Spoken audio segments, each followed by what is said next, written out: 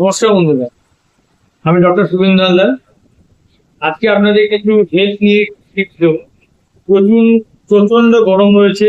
গরমে আমাদের এসি ছাড়া চলা যাচ্ছে না, কিন্তু এই এসির মধ্যে থাকতে গিয়ে আমরা একটা এসির ছাদে বসি।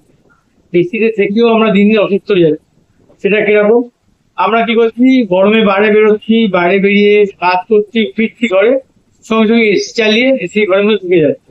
কিন্তু এটা যখন আমরা করছি, আমরা একটা খুব ভুল করছি। কি, আমরা যখন বাইরে থেকে আসছি তখন টেম্পারেচার আমাদের একরকম রয়েছে, হট করে এসিতে যখন প্রবেশ করছি টেম্পারেচার চেঞ্জ হচ্ছে। এই যে চেঞ্জ হচ্ছে গরম ঠান্ডা, এটার জন্য আমাদের কিছু ইমিউন সিস্টেমের চেঞ্জ হচ্ছে, যে কারণে আমরা মানে হঠাৎ করে কোনো একটা রোগের সম্মুখীন হচ্ছি। এই ফাঁদ থেকে বাঁচতে গেলে আমাদের কি করতে হবে? কিছু জিনিস করতে হবে। কি? প্রথম হচ্ছে গিয়ে আমরা যখন ঘর থেকে বাইরে বেরোবো, কাজে বেরোবো, তখন আমরা যখন রেডি হচ্ছি, হয়তো এসির মধ্যেই রেডি হলাম, রেডি হয়ে আমরা একটা একটা নর্মাল টেম্পারেচার কিছুক্ষণ থাকলাম, 10 মিনিট 15 মিনিট থাকলাম, থেকে তারপর রোদে বেরোলাম। এবং যেভাবে আমরা বলেছি আগে, সানগ্লাস, ছাতা এগুলো ইউজ করলাম। আবার যখন বাইরে থেকে ভেতরে আসছি, তখন বাইরে থেকে ভেতরে আসার পরে আমরা নর্মাল টেম্পারেচারে ফ্যানের তলে আমি আমার ড্রেসগুলো চেঞ্জ করলাম।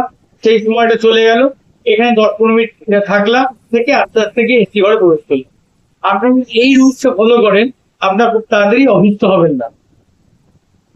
Thank you.